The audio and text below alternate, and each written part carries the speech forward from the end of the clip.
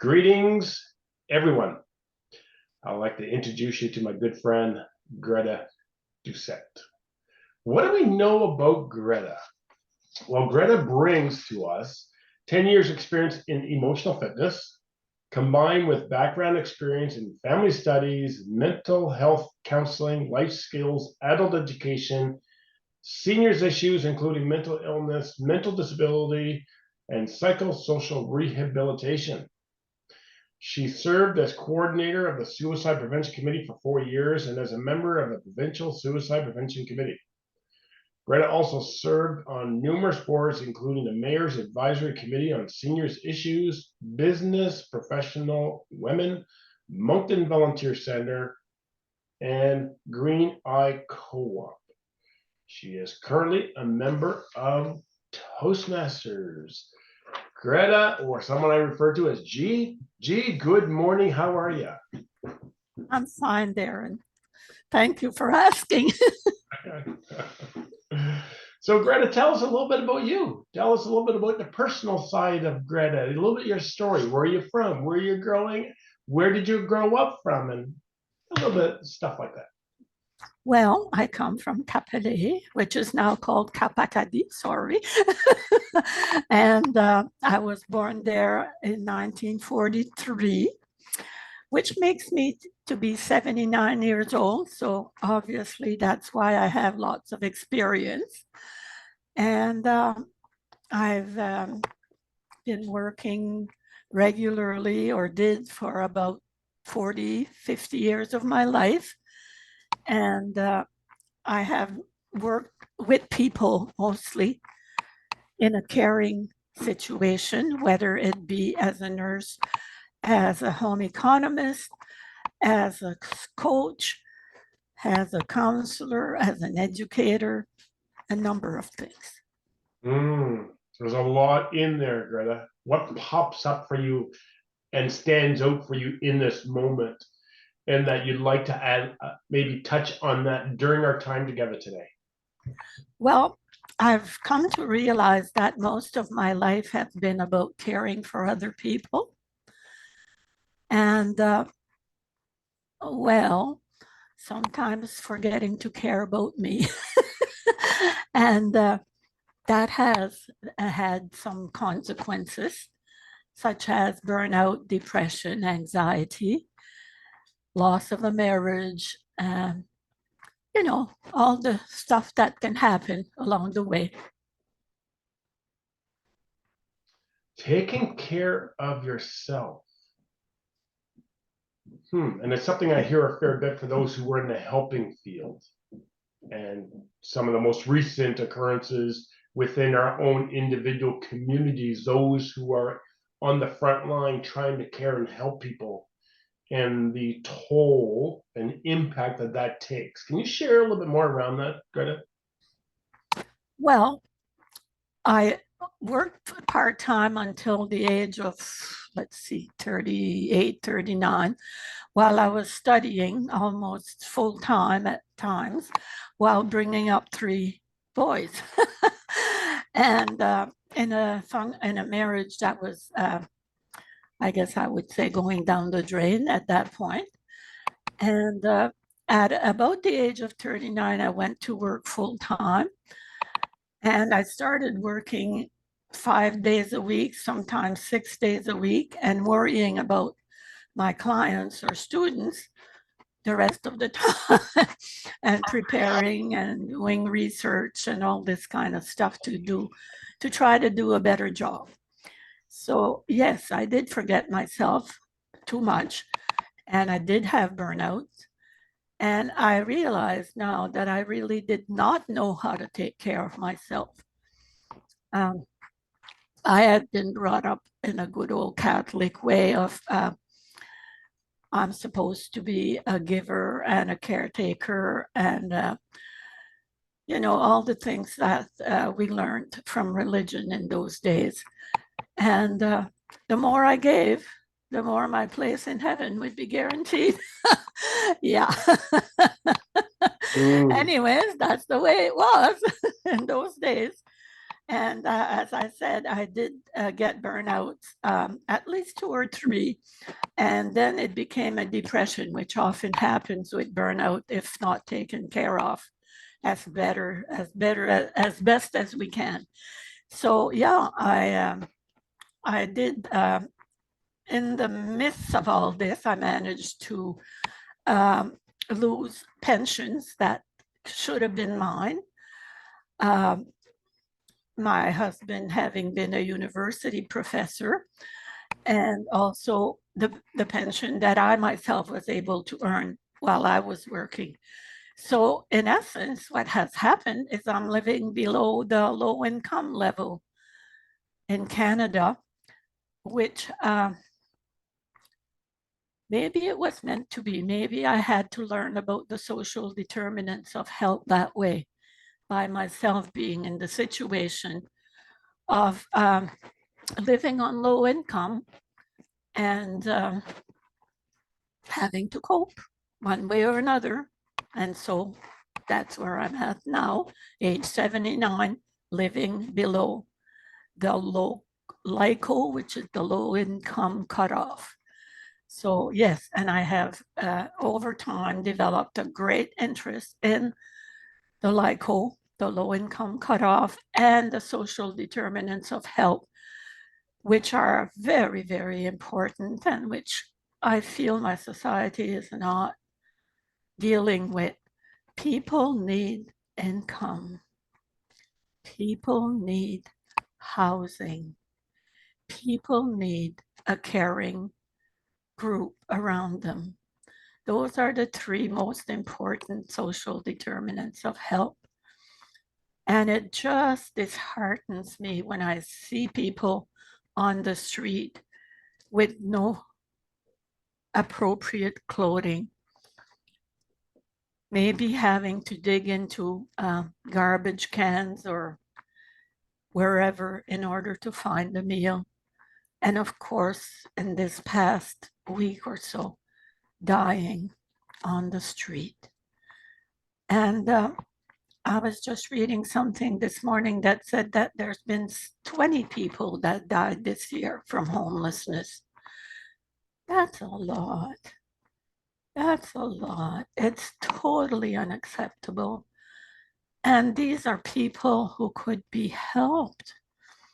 And again, a roof over their head is definitely a very important thing.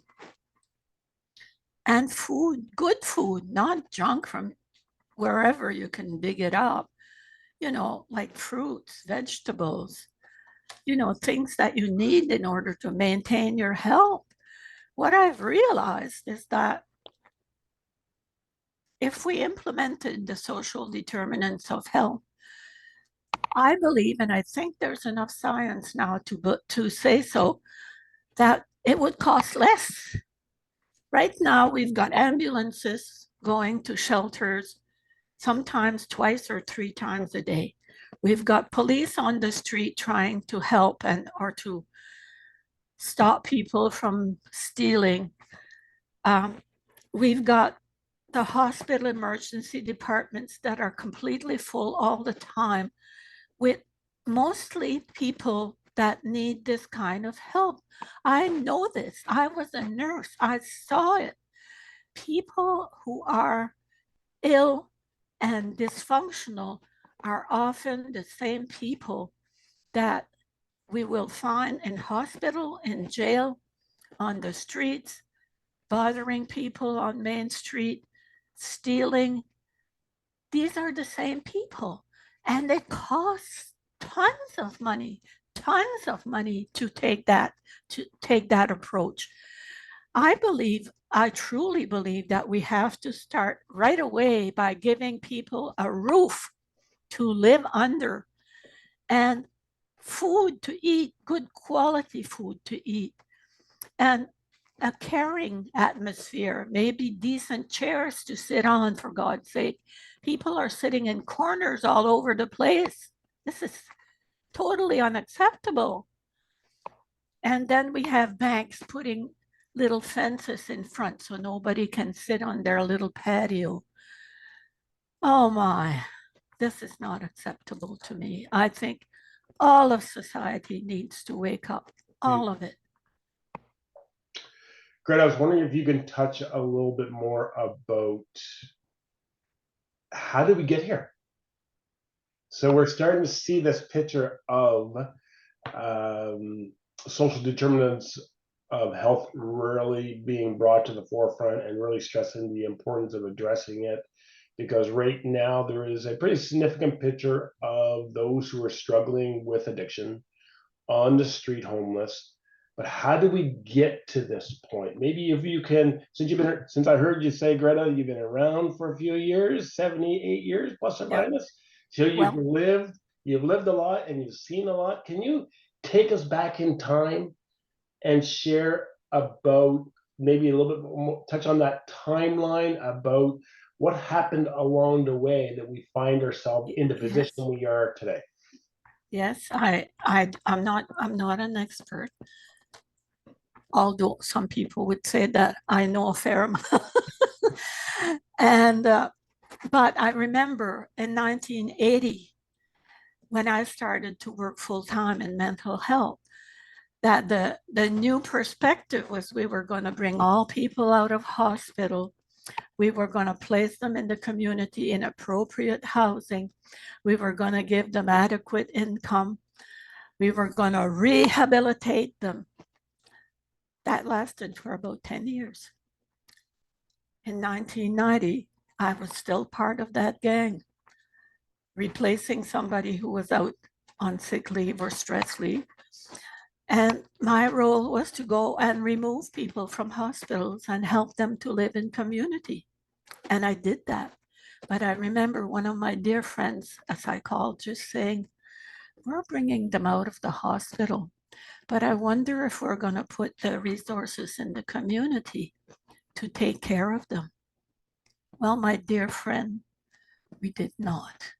We did a bit, but we did not do what was necessary. At about the same time, we had politicians who decided to get out of, as governments, to get out of housing and to let the community take care of it. Well, now we know what that means.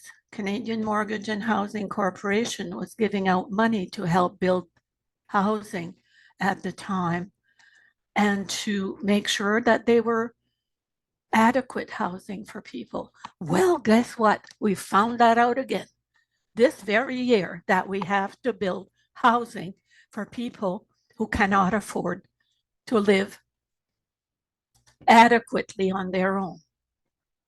Well, we've now got what, a basic minimum income of about $12, $13. I'm not sure the exact number, but we have the St. John Human Development Council telling us that in Moncton right now, you need at least $18 to $20 to meet your basic needs every month.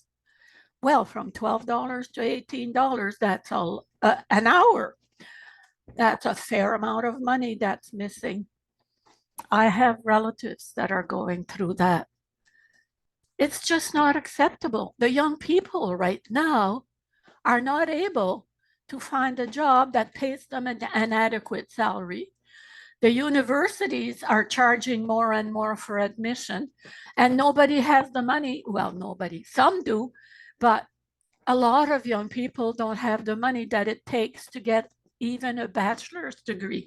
And we're being told again last night on the news that you need to have at least a bachelor's degree to be guaranteed some kind of a job in your future. Well, what are we going to do with those people that are on the street? Some of them, my relatives. Sometimes I say to myself, maybe we should just shoot them. Now, I don't mean that. You know, I don't want to shoot anybody, but if we're letting them die from starvation on the street in the cold, that's cruel, very cruel. I can't relate to that.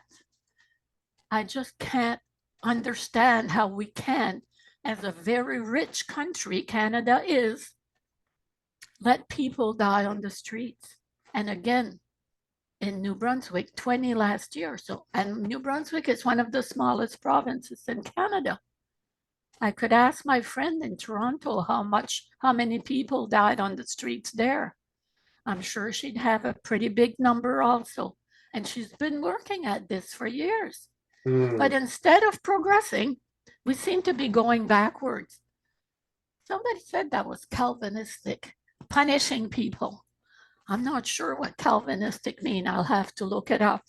But punishing people for not being able to earn an adequate income in a society where a number of businesses are saying they can't afford to pay an appropriate income.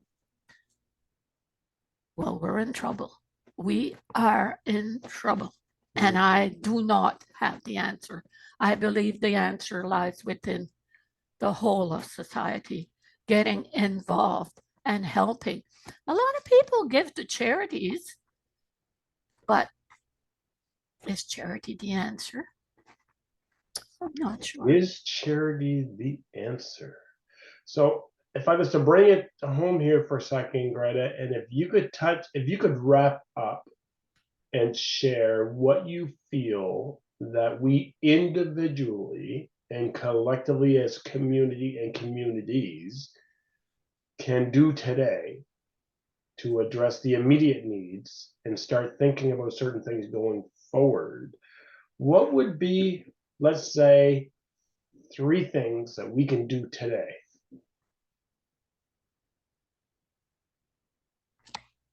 First, I have to listen to myself and ask myself, what do I need rather than what do I want? And I know what I need. And I also know what I want, but I don't need a lot of what I want. Secondly, I have to become what we used to call being a Christian, but I'm pretty sure we've forgotten about that one, which is to care for each other and to listen to each other. Listen, listen, listen. Do not give advice. Let people find their own answers. Support them if you can, but please hear them and don't give them, what do I call them? Band-aid solutions. People need to be heard and to be respected and to be cared for. That's why I'm an emotional fitness believer. Thank you very much, Darren. Well, thank you so much, Greta, and thank you very much, everyone, for joining us today as we had a chance to listen to Greta share a little bit about her journey, her path, social determinants of health and the importance of that, and really sharing 3 immediate calls of action that we can revisit today and revisit going forward. I'm going to leave Greta's contact information down below. So after you had a chance to view it, you can reach out to Greta if you like, if you have any additional questions. And final thoughts, Greta, final words. I'm very passionate about all this, as you can probably tell from my speech this morning. I guess it was kind of a speech. I've said, and I will continue to say, I will work on this until my dying day. And since I'm 79, it may not be that far away. Thank you very much, everybody, for listening. Bye-bye.